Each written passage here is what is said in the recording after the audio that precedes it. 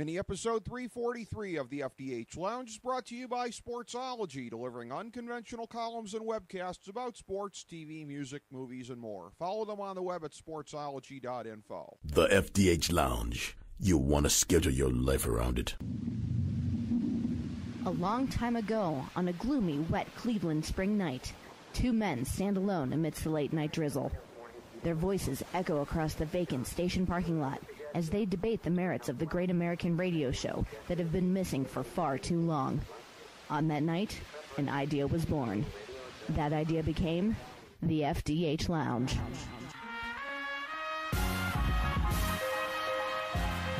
Welcome to the FDH Lounge. Hello, everyone. Welcome to FDH Lounge mini episode number 343. This is FDH Managing Partner Rick Morris. We're here today to break down Western Conference hoops early in the 2013 season.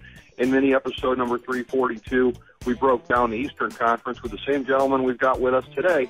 He is the managing editor of that NBALotteryPick.com, also a longtime FDH Lounge dignitary, part of our crew. I'd like to welcome to the program my good friend, Ben Shue, joining us from the West Coast once again. Ben, how you doing today, my friend? I'm doing good, Rick. How have you been? Doing just great, buddy. Thanks. Good to get you on, and good to get to break down with you what has been for years now the more powerful and the more intriguing conference when you look at the depth of historic rivalries here, the monsters that have been battling for position. As we indicated when we were breaking down the East, the future may belong to the East in a lot of ways. But in 2013, 2014, it sure looks like the balance of power may still reside out west. Let's start with a team that you have indicated to me off air you still see as a big favorite in the Western Conference this year. Can't argue with where they're at in the standings right now, 6-1 as we're talking today. So they still look like the team to beat. They've been a very, very powerful regular season team the last couple of seasons. And last year, due to some circumstances in the playoffs, not least of which Russell Westbrook's injury, but also due to their own strong play, they made it to the finals and were almost successful. I speak, of course, of the San Antonio Spurs. Yes, and Rick, I mean, the way San Antonio has been playing to start this season, I mean, you go, I believe 6-1 could be 7-1 out and have the standings right in front of me, but they've just been looking like a well-oiled machine again. I mean, they did make some good acquisitions in the off-season. You get Marco Bellinelli coming off the bench now for them, so they have another pure shooter that they can work with. I know a lot of people are saying that the big three of Duncan, Ginobili, and Tony Parker are getting up there in age, but at this point, the way that the Western Conference currently has it shook out at the period of time, it doesn't really seem like there are anyone that are just head and shoulders above San Antonio right now. That's true. It certainly doesn't seem like anybody's head and shoulders above them. As you're looking at this, as you're assessing it, this is another thing we talked a little bit off air, I feel like I could kind of get behind what you're saying if I believed, and to me the jury is out, that the transition is going to be strongly underway this year when you're looking at Kawhi Leonard coming to the fore after a very strong season last year, Danny Green, particularly what we saw with him in the postseason, as you indicated, Bellinelli stepping into a very interesting role there. What are your thoughts on that in terms of being able to shift away the burden from the big three? Obviously, they're still going to be very important, but it would seem to me that if they're as important to the success of the Spurs as they've been in years past, that they won't make the finals. How do you see that shaping up? Well, I see them currently shaping up as the team essentially to beat in the Western Conference, but the reason why isn't for what a lot of people would assume. If we move over to the Eastern Conference, the way Indiana has been playing recently, they've just looked dominant. The thing with San Antonio is very similar to New England and the NFL. They're just so methodical about how they play their game, and they just make it incredibly simplistic. It's playing a little bit of inside, outside, and then getting the ball down low to Duncan so that he can hit his, the patented bank shot or 20, 18-footer in front of him. And it seems to me at this point, as long as they continue with the system and as long as Greg Popovich continues to stay there, which makes this even more incredible that two of his main assistant head coaches are now head coaches in the league, and this team is still rolling. And it's going to be specifically, I think, Rick, on the bench.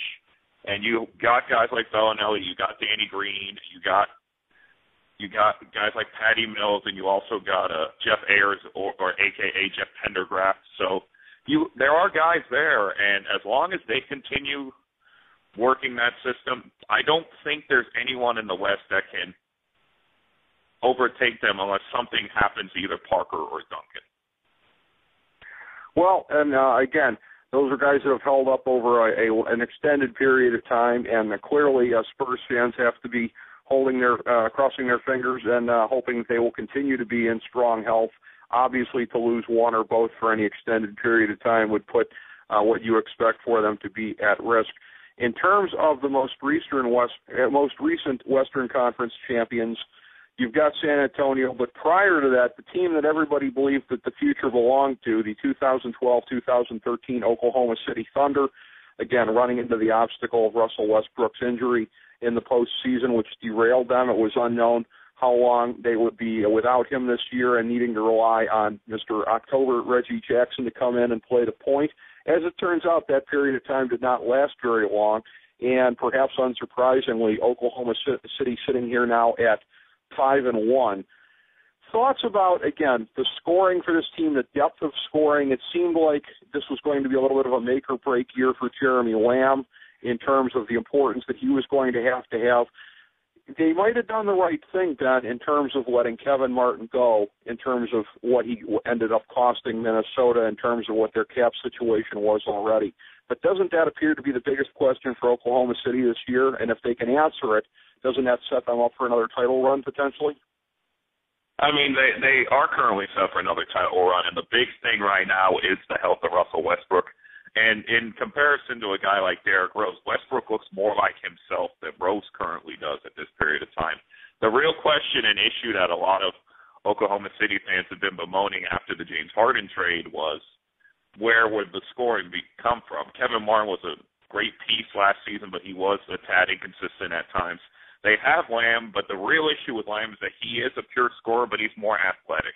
He's more of the athletic sort of Scottie Pippen-esque type player that can spread the floor and make a shot if need be, but he's more of a penetrating player. And the real problem for Oklahoma City is I'm not a, huge fan of their bench production, but it seems to me that if you have two of the top NBA 20 players right now in the game today, you're always going to be competitive. But the real question is, if Westbrook gets re-injured or if Durant gets shut down at any period of time, where is that other scoring option going to come in? Is it Serge Ibaka? I don't think so at this point. And we noted this in the Eastern Conference preview. They really need just a consistent third scoring option. That's what you need in the NBA today. You need three guys who can consistently get points and get buckets for you at this period of time. And outside of maybe Miami, almost every other team has that problem. That's true, and that's something that they've got to work to address.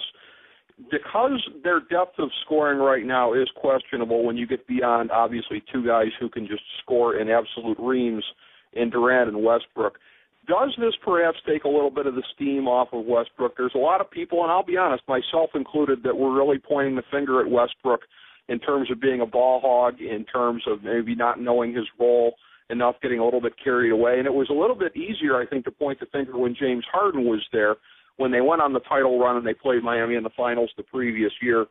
Does this take a little bit of the steam off of Westbrook because he can kind of shrug his shoulders and say, hey, if not me, where do you think it's going to come from outside of Durant? Right, and I think at this period of time what really helped his cause was their exit against the Memphis Grizzlies. And it really seemed to me overall that Westbrook wasn't necessarily the ball hog that many analysts and people said he would. The problem is that he would become a volume shooter. He would just take touches away from Durant.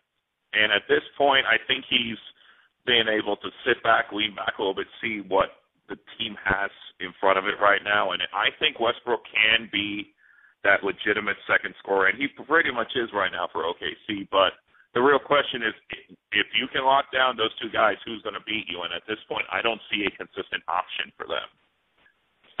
That's true. At any of the other bench positions or at any of their other starters. That really has yet to shake out. That is certainly the case.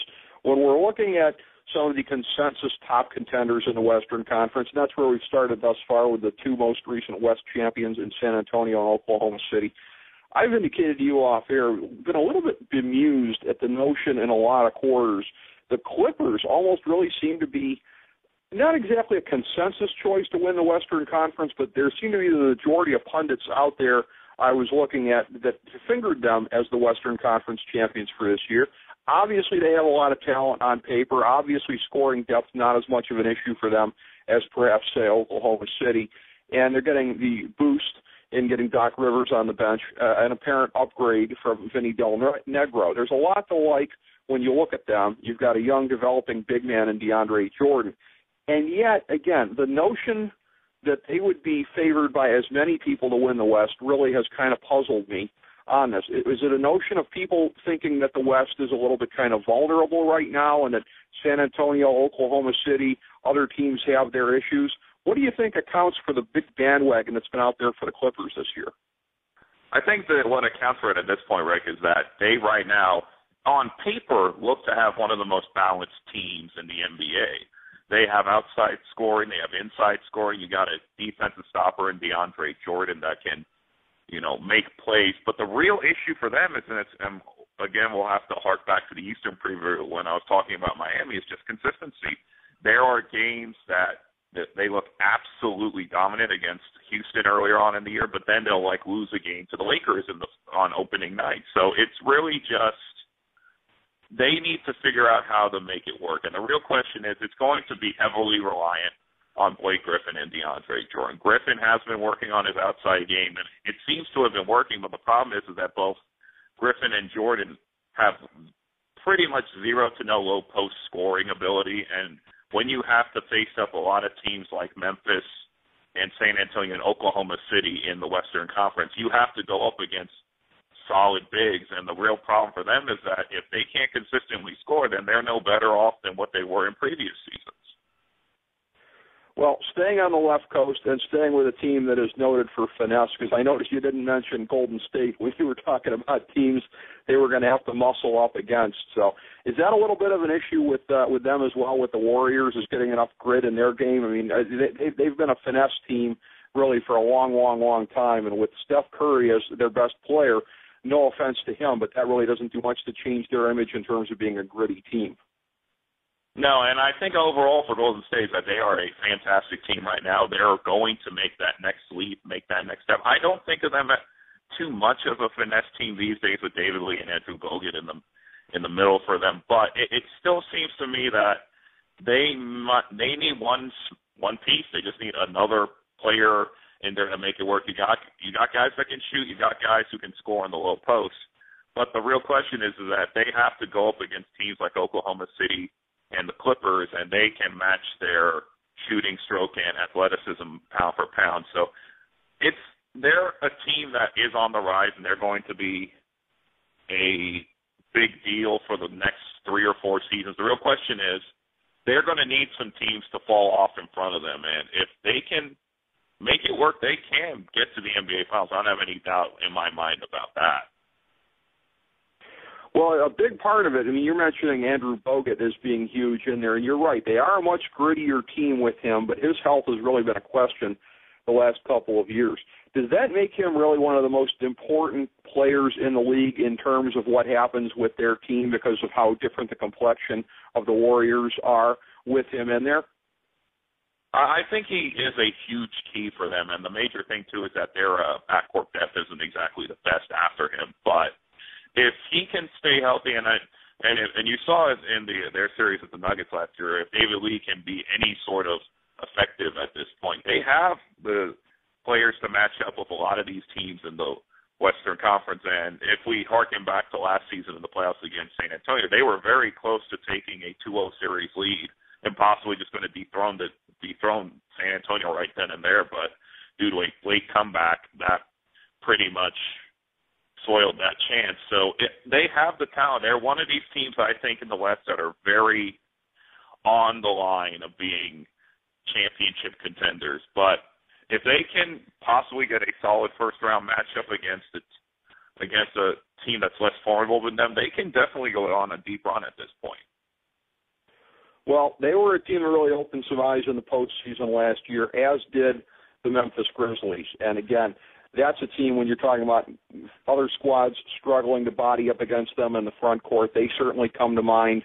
new coaching staff this year, some changes that are taking place there.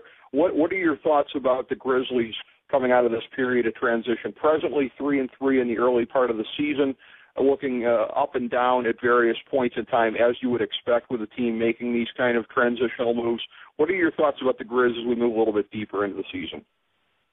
Well, early on, I mean, if you just looked at some of their losses, they just looked absolutely horrible in those games. And what's going to eventually come to the forefront of this team is this team going to have that lull after that deep run in the playoffs last season?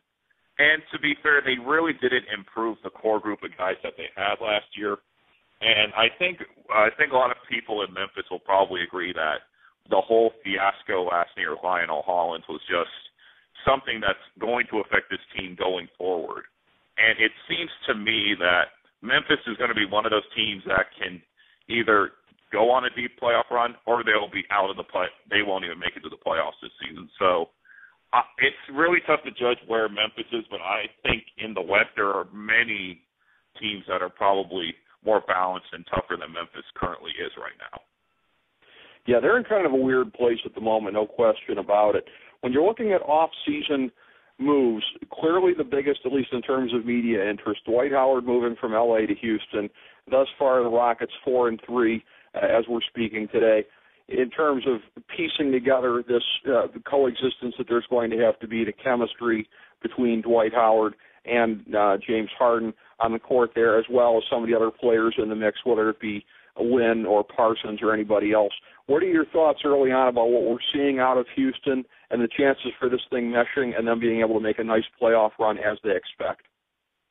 Well, overall, I think Houston is the dark horse in the Western Conference. They can be a team that can go to the finals this season. They can be a team that just barely gets into the playoffs. It's going to be interesting to see how Kevin McHale meshes a lot of these teams. And to be fair for Houston, they started off pretty well. They went 4-1 in their first 5 games. And then it's been a little bit questionable how the team has played after that.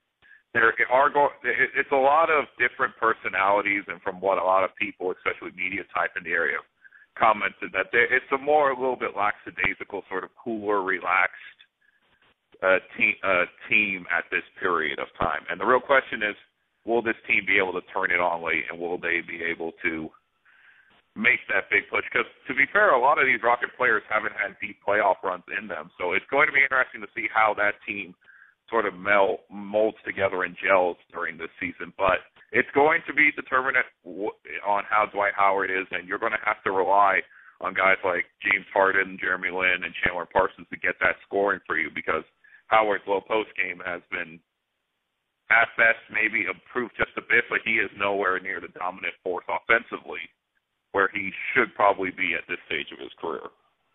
Yeah, that's what they're paying for out of him. So if that element of his game, which is a very important foundational piece, if it's not there, then, yeah, Houston can't accomplish the goals they're looking to accomplish.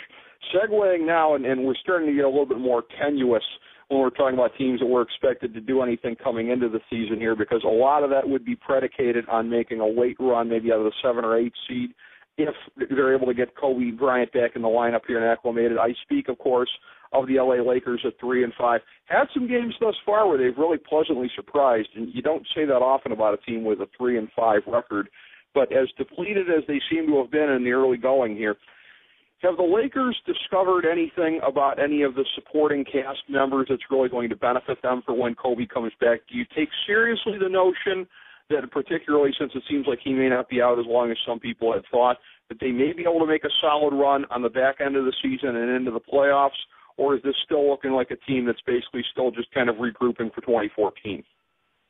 At this point, I think, and you can make this argument so far through the first 8 or so games that they've played, they've been much improved in terms of, putting solid games together to beat good teams. But then if you look in their 5 losses, they've been blown out at least 4 out of those 5 games. So there are some very good pieces around there. You do have Nick Young, who I thought was an underrated talent in Washington in just terms of scoring the basketball. But they got some solid role players in Xavier Henry and a guy personally to me that has been a little bit surprising that he hasn't been given a bigger chance, Wesley Johnson. And they have the pieces there if Kobe can come back to about 70 to 80%, they can make a deep playoff run because they do have the guys that can match up with some of the teams in the West. But it's going to be really determinant on one person. I still think that person is Paul Gasol. If Paul Gasol can return to any form of a 2010 player again, they can definitely make a deep playoff run. I don't think it's an impossibility at this period of time. Well, if they can sneak into the playoffs somehow, it is going to be a fascinating first-round series, regardless of who they grab. Let's save the real dregs of the league here, of the Western Conference, for towards the end. Let's look at the grab bag of some of the other teams we haven't discussed yet, teams that really didn't have as much in the way of expectations on them, but have played very well to decent thus far this year, starting with Phoenix, which I can't figure out personally how they're doing at 5-2, soon to be doing it with mirrors to me with that roster that they have, but very impressive thus far. Minnesota 5-2. I can say I understand how they're doing it because K-Love is having an MVP-type season thus far, or at least start to his season, and the pieces there have been very good meshing with him. You've got your Portland Trailblazers right now 4-2. With some young parts there, and LaMarcus Aldridge kind of holding it all together. Portland, a pretty good nucleus, but a team that we didn't necessarily figure was a lock for the playoffs, but they're looking pretty good at 4-2. The Dallas Mavericks, always going to be interesting at 4-3, integrating now Monty Ellis into the mix with what he's been able to do. And New Orleans at 3-4. A squad that pretty much just epitomizes young talent, but that we figured was maybe about a year or two away from a really solid run. So out of that grab bag, which teams, if any, do you think might be poised for a nice playoff run in the West? Well, in terms of the West, if you're looking at those teams right there, obviously you have to think Minnesota, barring an injury to Rubio or Love, will be in the playoffs. And they're a very interesting matchup for a lot of teams because they do have the depth that teams need, and you have a head coach like Rick Adelman who can make a deep run if need be. And one team I was impressed, and I know New Orleans is below 500 at this current time, but Anthony Davis has looked like the number one pick all this year. And they do have a lot of balance in Jrue Holiday and Tyreek Evans and Ryan Anderson, and you have guys that can help that team along. The real question is that right now for Holiday and Evans, they have not played up to par. And it seems to me overall that they're going to need to step their game up a little bit if the Pelicans are going to make a deep playoff run. But I think you and me are both surprised by Phoenix's rise. I think I'll credit that to Jeff Hornacek, their new head coach, and the acquisition of Eric Bledsoe and the way that Gerald Green has been playing as of late has been pretty much out of the moon. And they just there's always that, we've always talked about this in NBA and NFL podcasts, there's always that one team we always tend to overlook based on their record from last season. But if you look at Phoenix from top to bottom, I know there's not a lot of household names out there, but if they can play fun and gun basketball, they can be very similar to what Denver was last season. So I have a singing suspicion Phoenix is going to hold on, and the real question is, at the level in going into the playoffs, is will they be able to continue that sort of style of basketball? Really? Well, if they make the playoffs, and again, that would be highly, highly unusual based on what we thought going into the season, then that means somebody that we expected to make it, because in the West, I think we all thought it was fairly well set coming into the season who was going to make it, who wasn't. There might be one or two surprise teams not making it just because of the depth of contenders out there. But when you're looking at the teams that are right now around the perimeter of playoff contention, you've got it in order right now from the Clippers, Golden State, Houston, Dallas, Memphis. Any of those teams you think might be at a risk of not making it and ceding that spot to Phoenix? If you had to make me guess in that period of time, I would have to go with Memphis because they had, just because of the huge culture shift that they went through in dealing with the whole Lionel Hollins situation. And it just seems to me that they're one of those teams that are going to have a letdown because that they don't at this point have any really true big one star that they can go to.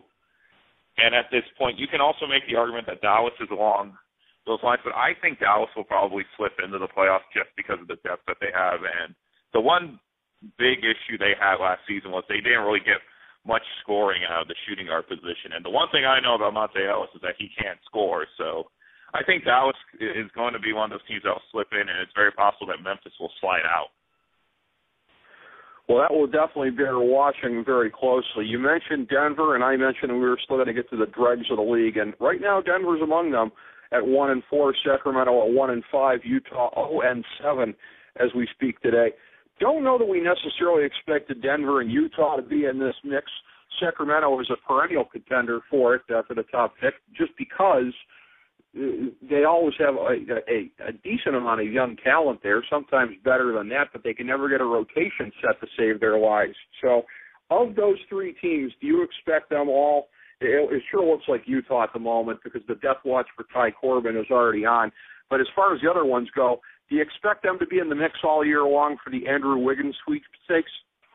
I would think so at this time. In Denver, the real big issue for them is the loss of JaVale McGee. He's not going to be able to play due to a tibia problem. And the way that Denver sort of tailed off last season, it was very sort of indicative of how that team is going to play. And I know Brian Shaw is getting his start as a head coach, but this isn't exactly the most talented roster to come in and deal with at this point, because I don't really, just judging from the couple of Nuggets games I've watched so far this season, I don't really know what their game plan is or what they're trying to do. I know Shaw was talking about a little bit more smash mouth basketball, but if you're getting smashed in the mouth by the other team, that's not really helping out your cause. Yeah, they're absorbing the smashes rather than dishing them out.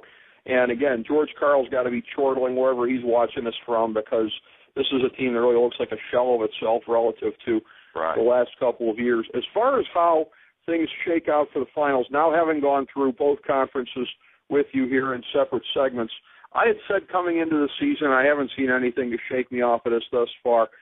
Again, anybody that knows my history as a lifelong Clevelander knows I say this painfully, but that I thought it was probably going to be another Miami over OKC finals this year. As of what we've seen thus far, I'll stand by that coming into the season. I know that you don't exactly see it the same way that I do.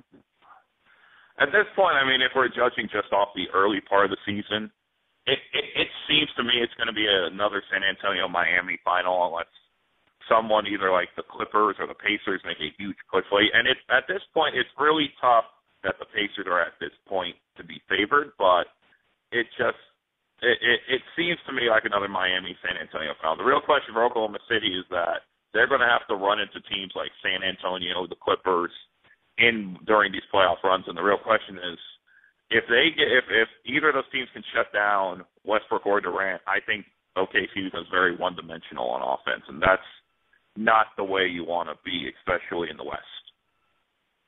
Absolutely. My sense that Oklahoma City is going to make it through is predicated on Durant playing at an MVP-type level. But, yeah, that is going to be a very tough road to hoe for them. So any other concluding thoughts on the Western Conference, Ben?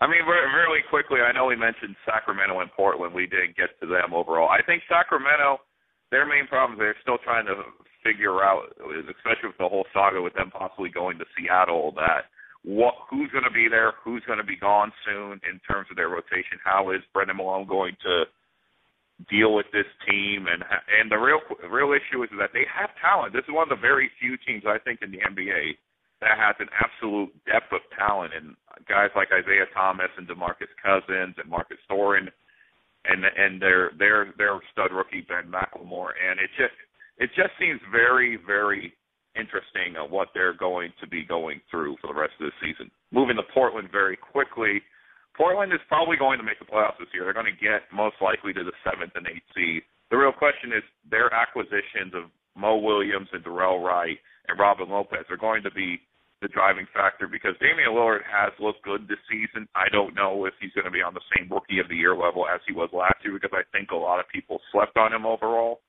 But the real question for them is that if they can make at least a playoff run, will that save Terry Stotts' job, and will they be able to keep LaMarcus Aldridge, because there has been trade rumors floating around him for the better part of the last year and a half. You would think it would save the coach's job to make the Western Conference playoffs, given the depth of competition out there, but it's hard to say. And as far as it goes, you are absolutely right in terms of breaking it down with Sacramento. I can't remember the last time that I would have said that their roster would be in, say, the bottom one-third of the league in terms of talent. That hasn't been their issue in recent years. it's getting those pieces to fit together. They have been a singularly ill-conceived roster in terms of getting complementary pieces in there, and instead of just a bunch of young guys who don't fit together and are talented individually, but don't fit within whatever they call a construct for that system there. So that will be very interesting to watch as well, and that's probably going to have a lot to do with how low they finish in the Western Conference. But again, it will be worth keeping an eye on all of this through the course of the season, and nice to know that we can always bring you on to talk about all things hoops. Really appreciate it as always, Ben. Thank you so much. No problem, Rick. And also, one interesting stat about Sacramento right now, Isaiah Thomas is their leading scorer, and he isn't even starting. So you already know there's a problem when your leading scorer is coming off the bench. Yeah, I've been saying it for so long now. Just an absolute mess of a rotation there. It has been the case for many, many, many years, and that's a team that would be better off, frankly, if they were a little bit less talented on paper and a little bit more cohesive and guys knowing their roles. Clearly nobody knows their role in Sacramento right now, and if Isaiah Thomas is the leading scorer, that kind of tells you everything you need to know. Thank you for coming on with us today, Ben. We really appreciate it, and thank you all for tuning in to FDH Lounge mini episode number 343. As we bring the show to a close, we would like to extend our deepest gratitude to NBC, CBS, ABC, Fox, all Clear Channel affiliates, TNT, TBS, USA, UPN, Deadspin.com, YouTube.com, YTMND.com, MySpace.com, various blogs, Fox News, CNN, CNBC, MSNBC, IamBoard.com, Billboard.com, Google.com, ESPN, ESPN2, ESPN News, ESPN Classic, NBA TV, NFL Network, Sports Time Ohio, Athlon Magazine, Comedy Central, Cartoon Network, The Boomerang Channel, QVC, BET, The Spice Channel, Steno Notebooks, Manwich, Papermate Office Supplies, waitresses, strippers, bartenders, garbage men, janitors, microwave popcorn, the writers of The Office, Scrubs, Entourage, My Name is Earl, Oz, Metalocalypse and the Boondocks, Aquafina, and the Periodic Table of Elements.